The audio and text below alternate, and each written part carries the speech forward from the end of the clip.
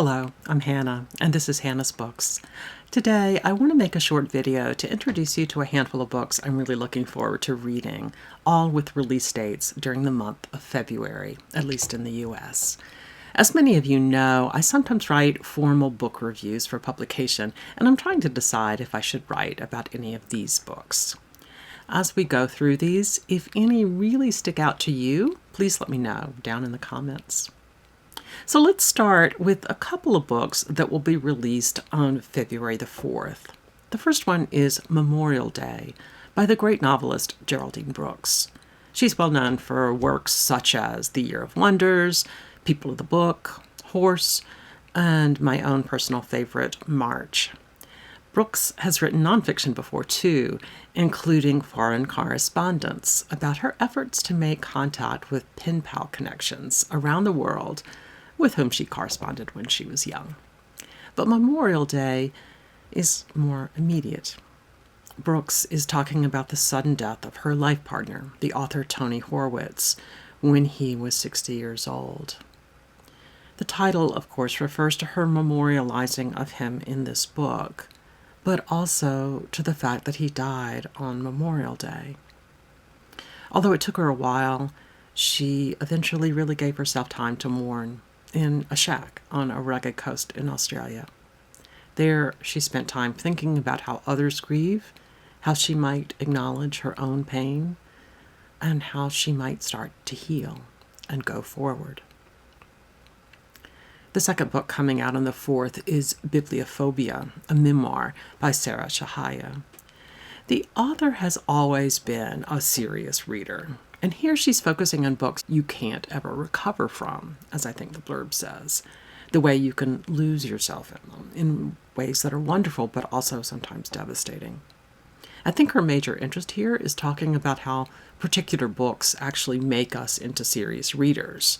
And she goes through how particular books shaped how she saw herself and how she experienced the world. A lot of previous books do similar happy versions of this story, but this one sounds quite a bit darker. I think the author writes about how reading books with trauma can resonate with traumas in our own lives. Sometimes that's healing, but it can also create certain overwhelming moments of pain. I might be reading the blurb to say something the book does not actually say. I've been thinking about this issue myself a lot. My instinct is always to read deeply about people, fictional or non-fictional, experiencing some of the things I'm experiencing. And always that brings me a certain kind of comfort. But there are times when those same books can break my heart in ways that might be, as she says, derailing. I'm fascinated to see how she plays out this idea. I suppose Chihaya's book might be one of the books that might resonate with some experiences I've had myself, and certainly Memorial Day by Geraldine Brooks will be. Well, let's go on to yet another book about grief, the last one in this video, I think, which comes out on February the 11th. Its title is The Grieving Body: How the Stress of Loss Can Be an Opportunity for Healing by Mary Frances O'Connor.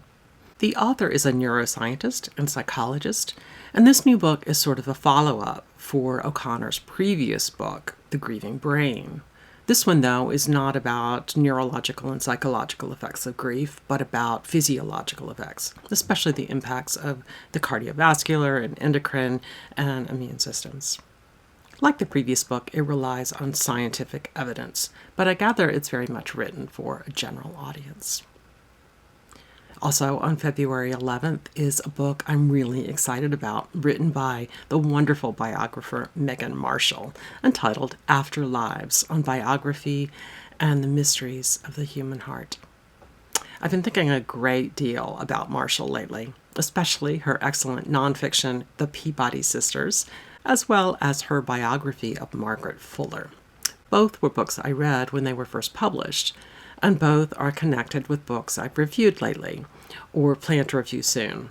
In this new book, Afterlives, Marshall turns to her own life as a biographer, effectively combining memoir and biography and analysis of form in a series of 6 braided essays. As Steve Donahue might say, This one is, quote, a Hannah book for sure. There are a few other books out there that think about this process of reading and writing biographies, and I'd love to read those as well. In fact, I picked up one fairly recently at a used bookstore, and I really need to make a used book haul sometime soon to talk about it and other books I've acquired recently. Okay, the next week, on February the 18th, we'll get How to Be Avant-Garde, Modern Artist and the Quest to End Art by Morgan Falconer. As the blurb says, this is the story of 20th century artists who sought to destroy art by transforming it into the substance of everyday life.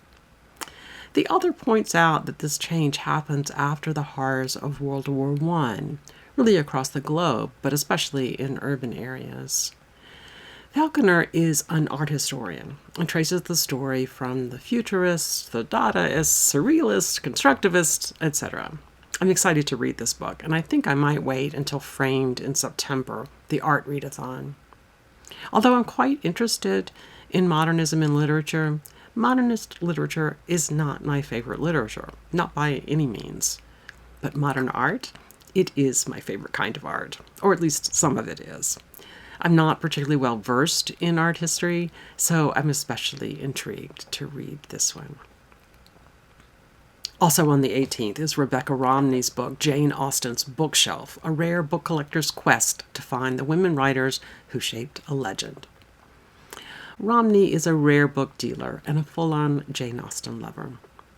When we think about Jane Austen, many of us think of her as sort of an anomaly.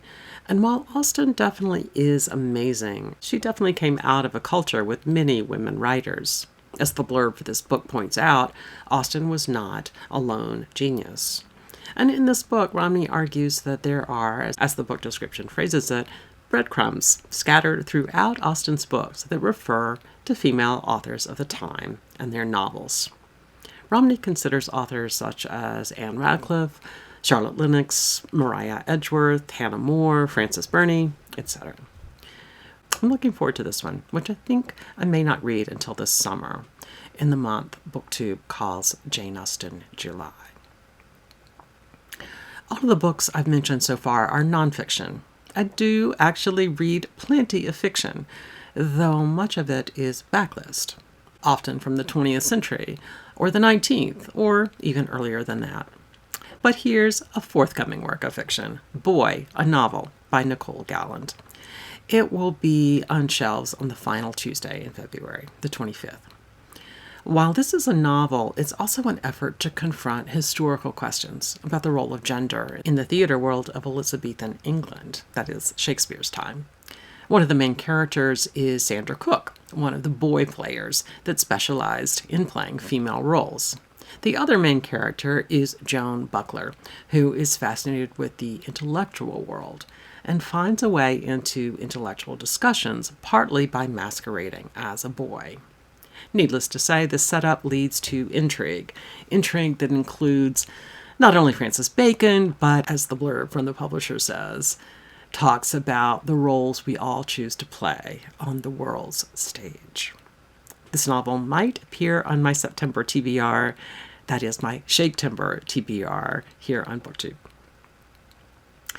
Finally, on the 25th comes Andrea Barrett's book, Dust and Light, on the art of fact in fiction. It's called Dust and Light because Barrett is interested in thinking about how the stories of old dusty books can illuminate our thinking today. Quote, just as dust scatters light and makes the unseen visible. And the books she's talking about aren't all dusty. In addition to Willa Cather and Henry James and Tolstoy and Virginia Woolf, she also talks about some of my favorite more recent classics like Toni Morrison and Hilary Mantel and Jessamine Ward. Sounds wonderful. Thinking about things external to our own lives can determine how we write and how other authors write.